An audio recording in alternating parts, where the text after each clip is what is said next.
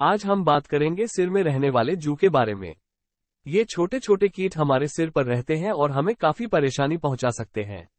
लेकिन क्या आपको पता है कि इनके बारे में कुछ अजीबोगरीब तथ्य होते हैं? चलिए 50 ऐसे ही अमेजिंग फैक्ट्स को जानते हैं। 1. सिर में जू की संख्या 100 से भी अधिक हो सकती है। 2. सिर में जू का समय समय पर पता नहीं चलता है, क्योंकि वे सामान्यतः 8-12 दिनों में पुनर्तः पकड़ने के लिए प्रस्तुत होते हैं। 3. सिर में जू का सामान्यतः 0.2-0.5 मिलीमीटर का होता है। 4. सिर में जू का प्राकृतिक स्थान स्कल्प सिर का मस्सा होता है। 5. सिर में जू को हमेशा काला मत समझें, क्योंकि वे प्राकृतिक रंग में होते हैं। 6. सिर में जू की प्रसव प्रक्रिया 30-50 मिनट में पूरी होती है। 7. सिर में जू को हमेशा हल्के से मसाज करना चाहिए, क्योंकि प्रभावी मसाज से वे प्रस्तुत होने में मदद करता है। 8. सिर में जू को ऊपरी स्तर पर 1-2 मिलीमीटर, मध्यम स्तर पर 3-4 मिलीमीटर और निचली स्तर पर 5-6 मिलीमीटर से पकड़ा जा सकता है।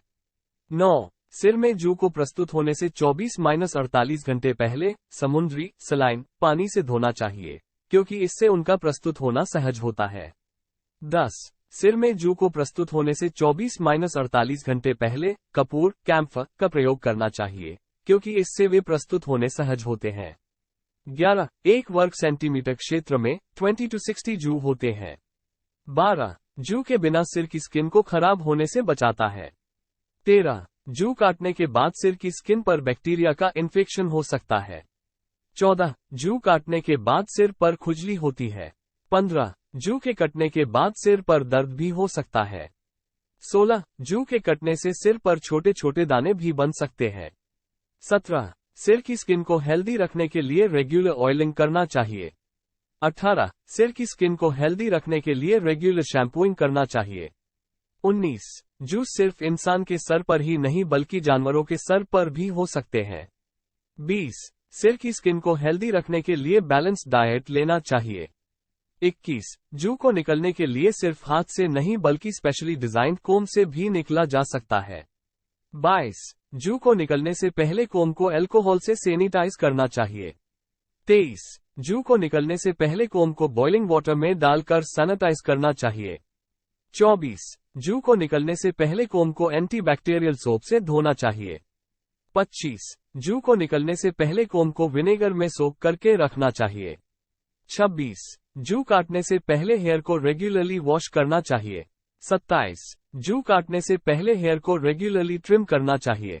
28. जू काटने से पहले हेयर को रेगुलरली ऑयलिंग करना चाहिए।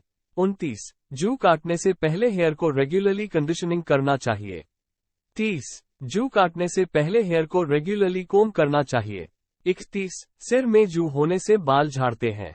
32. सिर में जू होने से बाल कमजोर हो जाते हैं। 33. सिर में जू होने से डैंड्रफ हो सकता है। 34. सिर में जू होने से खुजली हो सकती है। 35. सिर में जू होने से स्कैल्प इन्फेक्शन हो सकता है। 36. सिर में जू होने से हेयर ग्रोथ स्लो हो जाता है। 37. सिर में जू होने से हेयर फॉल होता है। 38. सिर में जू होने से हेयर थिनिंग होता है। 39. सिर में जू होने से हेयर ब्रेकेज होता है। 40. सिर में जू होने से स्प्लिट एंड्स होता है।